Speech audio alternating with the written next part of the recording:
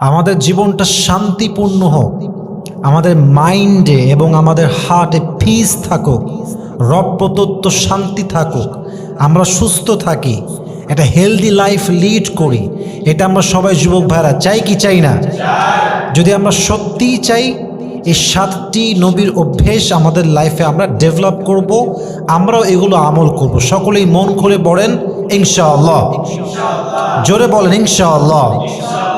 Number 1, নবীর জীবনের একটি সুন্দর স্বভাব এবং অভ্যেস হচ্ছে নবীজি সবসময় তাহাজ্জুদের সময় ভোর রাতে আগে ঘুম থেকে উঠতেন। সুবহানাল্লাহ পড়বেন না? সবার আগে ঘুম থেকে উঠতেন। ঘুম থেকে উঠে তিনি তাহাজ্জুদ পড়তেন, তারপরে তিনি ফজরের নামাজটা জামাতের সঙ্গে পড়তেন, সকাল সকাল উঠতেন। এবং নবীজি বলেছেন, যে বান্দা রিজিকে বরকত চায়, তার কাজে বরকত চায়, তার আয়ে বরকত চায়, তার ব্যবসায় বরকত চায়, সে যত আগে উঠবে, যত ভোরে উঠবে, আল্লাহ তার ব্যবসায়, রিজিকে, কাজে, আয়ে তত বরকত দান করবে। সুবহানাল্লাহ পড়বেন না আপনারা? আমাদের এই জেনারেশন থেকে ভোর রাতে ওঠার যে ট্রেন্ডটা, যে মেন্টালিটিটা, এটা দূর হয়ে গেছে। ইটস জাস্ট বিকজ আমরা রাতের বেলা ফেসবুক স্ক্রল করি রাত 3টা থেকে 4টা পর্যন্ত। ইভেন এই জেনারেশনের অবস্থা আজকে এমন হয়ে গেছে আমাদের, যে আমরা মূলত ঘুমাই ফজরের আজান দিলে, যুবক ভাইরা ঠিক কিনা বলেন? We have to change this habit if we want to take the বারাকা ইন লাইফ। যদি আমরা জীবনে বরকত পেতে চাই, পিস পেতে চাই, শান্তি পেতে চাই, তাহাজ্জুদের সময় উঠার দরকার যুবক ভাইরা। ভোর রাতে উঠার দরকার আছে না নাই যুবক ভাইরা? আল্লাহ বোঝার তৌফিক দান করুন। সকলেই আমরা মন খুলে পড়ি আমিন। যখন কোনো বান্দা ভোর রাতে ঘুমিয়ে থাকে, ফজরের সময় আমার দিকে তাকান, ফেরেশতা রিজিকের বন্টন করে ফজরের সময়, ভোর রাতে। তো যখন বান্দা ফজরের সময় না উঠে ঘুমিয়ে থাকে, ফেরেশতার রিজিক নিয়ে তার মুখের উপরে মারে এবং সে বলে, আল্লাহ লানত তোমার উপরে, যে সময় তোমার রিজিক বন্টন হবে সেই সময় তুমি গাফেল হয়ে আছো, উদাসীন হয়ে আছো। এজন্য রিজিকে বরকত চাইলে ভোর রাতে আমরা সকলেই আগে উঠবো। সকলে আমরা বলি ইনশাআল্লাহ। আল্লাহ তৌফিক দান করুক। আমরা সকলেই মন খুলে পড়ি আমিন। 2 নাম্বার, নবীজির স্বভাব ছিল, নবীজি অলওয়েজ স্বল্প আহার গ্রহণ করতেন। খুব বেশি না, আবার একেবারে যে একদমই কম তাও না, স্বল্প আহার, অর্থাৎ লিমিটেড, অতিরিক্ত না। সায়েন্স এখন বলছে, যদি কোনো মানুষ স্বল্প আহার গ্রহণ করে, তার দেহে রোগ প্রতিরোধের শক্তি আরও বেশি বেড়ে যাবে। সুবহানাল্লাহ পড়বেন না আপনারা? যখন নবীজি খেতেন, নবীজির খাওয়ার সিস্টেম ছিল, পেটের 1/3 খাবার থাকতো, আর 1/3 পানি থাকতো, আর 1/3 খালি থাকতো। ইভেন সায়েন্সের বক্তব্য হচ্ছে, যখন আপনি খাবারটা অল্প করে খাবেন, সাময়িক আপনার কাছে পেটটা মনে হবে যে আমার ভরে নাই, বাট আধা ঘন্টা পরে, কিছুক্ষণ পরে গিয়ে আপনি দেখবেন যে আপনার পেটটা ভরে গেছে, এই ফিলিংসটা আপনি পাবেন। কিন্তু আপনি যদি অতিরিক্ত খাবার খান, এতে আপনার রোগ প্রতিরোধের যে শক্তি দেহে আছে এটা কমে যাবে, পাশাপাশি আপনার রোগ বাড়ার আশঙ্কা যুবক ভাইরা দেহে আছে না নাই? যে যত বেশি খায় সে তত বেশি বাথরুমে যায়, আর যে যত বেশি খায় তার পেটে তত বেশি সমস্যা হয় যুবক ভাইরা ঠিক কিনা বলেন? স্বল্প আহার গ্রহণ করবেন, খুব বেশি খাবেন না। 1/3 খাবার খাবেন, আর 1/3 পানি থাকবে, আর 1/3 ফাঁকা থাকবে। তাহলে আপনার দেহের সমস্ত রোগ প্রতিরোধ করার শক্তি বাড়ায় দিবে একজন, তিনি কে? 3 নাম্বার, ধীরে ধীরে খাদ্য গ্রহণ করা। অনেকে দেখবেন খাপ খাপ খাপ খাপ করে খায়, এবং এতে করে কি হয়, তার পেটে কন্টিনিউয়াসলি খাবার যেতে থাকে। সায়েন্স বলছে, খাওয়ার পরে মস্তিষ্কের যে সংকেত আসে, এটা আসতে প্রায় 30 মিনিট লাগে। তাই অনেকে যখন পেট ভরে খায়, তখন সে এই 30 মিনিটের ভেতরে কি হয় জানেন? অস্বস্তি হয়ে যায়। ফলে তার যেই সংকেতটা আসার কথা, এখানে বিঘ্নতা ঘটে, সমস্যা ঘটে। আর যখন ধীরে ধীরে মানুষ খায়, তার ব্রেনের যেই অ্যাক্টিভিটি লেভেলটা, এটা আগে যেমন ভালো কাজ করত, ঠিক তেমনই ভালো কাজ করে। সুবহানাল্লাহ পড়বেন না তো সবাই? অতএব খাওয়ার ক্ষেত্রে নিজেকে ঠিক রাখার জন্য ধীরে ধীরে খাদ্য গ্রহণ করবেন। রাজি আছেন তো সবাই ইনশাআল্লাহ?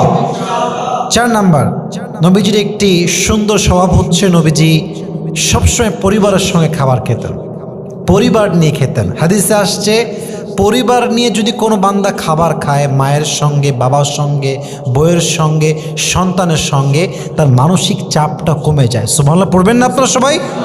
পাশাপাশি তার রিজিকে আয়ে বরকত দান করে। একজন আওয়াজ দিয়ে বলেন তো তিনি কে? অতএব একা একা না খেয়ে বাসায় আব্বু আম্মু থাকলে আমরা আব্বু আম্মুর সঙ্গে খাবো, ওয়াইফের সঙ্গে খাবো, আমরা বাবা মায়ের সঙ্গে খাবো, বাচ্চার সঙ্গে খাবো। রাজি আছেন তো ইনশাআল্লাহ? 5 নাম্বার, নবীজির সুন্দর স্বভাব ছিল, নবীজি অলওয়েজ 3 ঢোকে পানি খেতেন। যুবক ভাইরা বলেন সবাই, কয় ঢোকে খেতেন সবাই? যুবক ভাইরা বলেন 3 ঢোকে। আমরা অনেকে 1 ঢোকে পুরো বোতল খেয়ে ফেলি। মাঝে মাঝে আমরা ভুল করি, এর মাঝে আমিও আছি। আবেগ কাজ করে, বিবেক কাজ করে না। সায়েন্স বলছে যখন কোনো মানুষ 1 ঢোকে পানি পান করে তখন আমাদের ব্রেনের যে ইলেকট্রোলাইট আছে এটা বেড়ে যায়, এবং এই ইলেকট্রোলাইট বাড়ার জন্য মাথা ব্যথা বাড়ে, মস্তিষ্কে চাপ পড়ে, মানসিক চাপে আমরা ভুগি। কিন্তু যখন কোনো মানুষ 3 ঢোকে পানি খায় তার ব্রেনের ইলেকট্রোলাইট যে সিস্টেমটা আছে এটা কন্ট্রোলে থাকে, ফলে তার মাথা ব্যথা, মস্তিষ্কের চাপ, তার ব্রেইনের চাপ, মানসিক চাপ সব কিছু স্থির থাকে, স্টেবল থাকে। পড়ুন সুবহানাল্লাহ। নবীজির প্রত্যেকটা কথা is scientifically proven and is scientific and it is scientifically based. প্রত্যেকটা কথা নবীজির বিজ্ঞানসম্মত প্রমাণিত। সুবহানাল্লাহ পড়বেন না আপনারা? অতএব পানি যখন খাবেন 1 ঢোকে খাবেন না 3 ঢোকে খাবেন। রিল্যাক্স, স্থির হয়ে বসে 3 ঢোকে পানি খান। আপনার সমস্ত চাপ, ব্রেইনের মাথা ব্যথা কমাই দিবে। একজন আওয়াজ দিয়ে বলেন তো তিনি কে? বরং মাঝে মাঝে 1 ঢোকে পানি খেলে সায়েন্স বলছে, ডাক্তাররা বলছে আপনার পাকস্থলীও অনেক সময় ক্ষতিগ্রস্ত হয়ে যায়। আল্লাহ আমাদের সবাইকে বোঝার তৌফিক দান করুক। আমরা সকলেই মন খুলে পড়ছি আমিন। 6 নাম্বার, নবীজি তার একটি সুন্দর স্বভাব ছিল যে নবীজি অলওয়েজ শুধু রোজার মাসেই রোজা রাখতেন না, বরং প্রত্যেক সোমবারে অর্থাৎ রোজার মাসের বাহিরেও তিনি অন্য অন্য সপ্তাহে, অন্য অন্য মাসে নফল রোজা রাখতেন। সুবহানাল্লাহ পড়বেন না আপনারা? বিশেষ করে প্রত্যেক সপ্তাহের সোমবারের দিন রোজা রাখা নবীজির সুন্নাহ। পরের সময় সুবহানাল্লাহ। সায়েন্স বলছে যে প্রত্যেক মাসে রোজা রাখে, যে বান্দা রোজা রাখার মাধ্যমে নিজেকে, এই যে আমরা একটা লম্বা সময় না খেয়ে থাকি, এটার দ্বারা বিজ্ঞানের দাবি করছে যে আমাদের দেহে অনেক রোগ প্রতিরোধ শক্তি বেড়ে যায়, অনেক রোগ আমাদের কমে যায়। এবং পাশাপাশি জাপানি বিজ্ঞানীরা বলেছেন যে রোজা অত্যন্ত একটি স্বাস্থ্যকর জিনিস। রোজা রাখার ফলে দেহের যে কোষগুলো আছে সারাদিন খাদ্য পানীয় না পেয়ে আমাদের দেহের মধ্যে থাকে, দেহের এই মৃত কোষগুলোকে সবল কোষ খেয়ে ফেলে। এতে করে কি হয়, একজন মানুষের দেহের যে রক্ত চলাচল আছে, ব্লাড সার্কুলেশন আছে, দেহের যে ফিজিক্যাল কন্ডিশন আছে, এটা ডে বাই ডে ডেভেলপ করে।